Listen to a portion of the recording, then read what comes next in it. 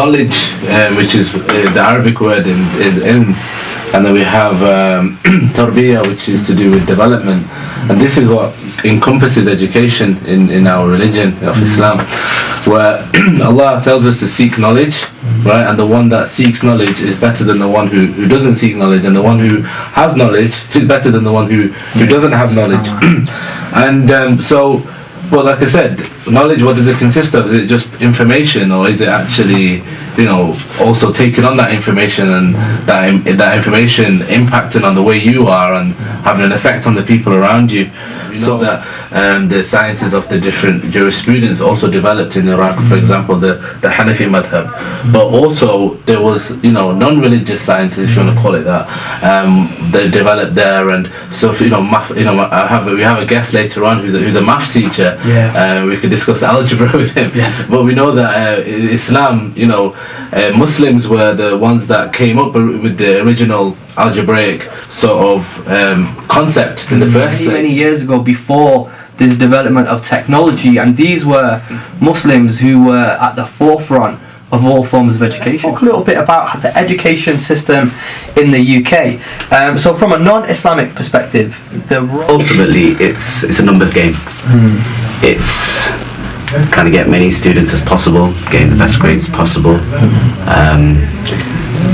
Every year there's a new year 11 cohort, and all you're trying to do is push them through their exams with the best possible grades. If you look at the Secretary of State of Education, he basically stated that education is about having or nurturing young people into adults who make contribution towards society, whether that's from an economic point of view, but also making them into good citizens of the country, and able to basically benefit the economy by having a good education, working and paying taxes and being part of the whole system.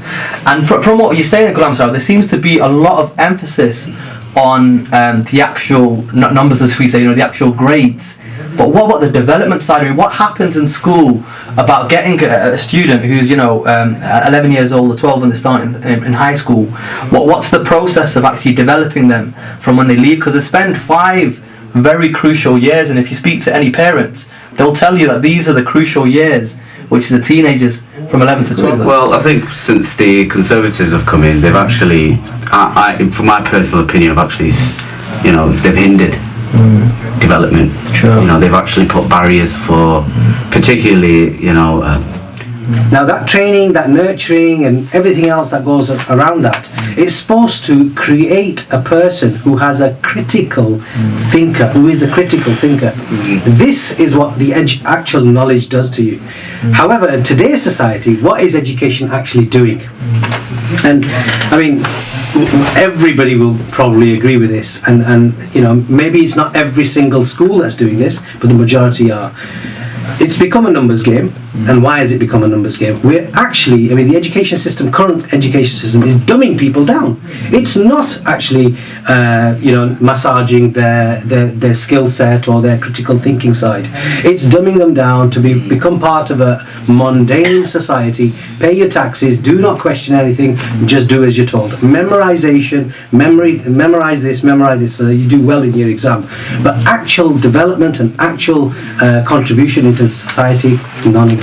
And do you feel then that the spoon feeding is because the teachers are under pressure? Oh yeah, because we're under pressure to get the results. And from what I know as well over the last few years, that there's even, teachers have always been under pressure, they've always complained about the workload. However, over the last few years, appraisals are dependent upon your results essentially, which means that a teacher before would naturally go up the pay progression regardless of how well they did, but now it's all based upon results. So it means that from a teacher's perspective, not only is there kind of the reps on the line, but in fact their income is actually on the line based upon the kids' results. So that must cause enormous pressure for them to do well. And the Organisation of Economic Cooperation and Development, they basically released a report where they rated English teenagers from the age of 16 to 19, and they found out that actually the UK we're amongst the worst of the 23 developed nations in literacy, and out of the 23 we're actually ranked 22nd.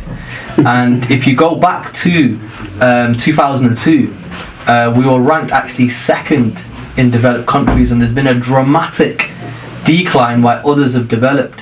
So from a higher point of view, if you're looking at countries comparing each other, the UK has dropped dramatically, and I can imagine that has had a knock-on effect, because I remember when this report was released, there was suddenly literacy was the key focus in schools, and like they were looking at literacy across all departments, making sure it's implemented. And the key two students who've, you've got one who's gone to a private school and you've got another one who's gone to a state school, and they've got exactly the same GCSE results, and even if they're going to college, and it's basically the same results. When you go into universities, like what you mentioned before, the system is set up to basically benefit those who have gone through the system which they want, which is the grammar school. When it comes to grammar schools, you have private grammar schools and you have state grammar schools. State grammar schools are the ones where it isn't fee paying, and you have to pass the 11 plus. So on the one hand, you do have those that advocate for that actually say, look, you know what, it isn't perpetuating class division because it's non-fee paying, so anyone can enter it, anyone can go to these. Sure. But then the actual reality is that you really have to be coached to pass that 11 plus. And they have feeder exam. schools. And you have to pass that 11 plus exam. But in order to pass that 11 plus exam, what do you need? You need tutoring. Yes. You need, Well, for those students who don't get to grammar school, what kind of impact will that have on them? You've already labelled them as failures. So you're growing up at the age of 11 thinking you're a failure. Yeah. And what that does to a child. recently there was a parliamentary debate, I think about a few months back, with regards to academies. I think David Cameron wanted more academies, and then Theresa May wanted more grammar schools. So it's all like it's like a table tennis match. People like say, I'll give you a grammar school, you give me an academy. And I know that our guest here, Mr. Sawa, has had obviously experience in academies. It was a kind of a political game, you know. First it was social cohesion, we need to integrate people, then it became no, that's not the case, because they knew certain schools wouldn't want that, certain communities didn't want that. It then became underachieving schools becoming academies. So the actual explanation or the reasons why to turn these schools into academies were being changed. It's very interesting, having to see the transition. What you find is, generally you find these academies were previously schools in inner city areas, where you find low-income families and of course migrant communities. Now it comes across as people think, well, the schools know what they're doing, the government know what they're doing, so let them do it. That's the kind of that's what we were hearing from the community. I don't know whether it's alarming or not, but it's a figure actually. The number of people actually deciding that the homeschooling is best for the children has actually increased by 60% over the last 3 academic years. I'm not surprised. There's a massive rise on it, and again, if we go back to the literacy levels and kind of how maybe the education system is not giving what it's supposed to our children, like what you said, it's I can see why, and there was actually a certain... And it's receiving your education at home and using homeschooling networks, but via other parents that are doing the same with their children. I think one of the myths that exists out there is that when a child goes through homeschooling, they're literally just at home being schooled, which isn't the case. Yeah. The child does obviously get educated at home by one parent or both, but does also go and visit other parents as well that offer classes and other sort of life skills, and they do visit places to like museums, and they'll go to libraries, they'll go to all of these different fantastic amazing places where they can learn about life and they can learn about other things, and it's quite enriching in that sense, because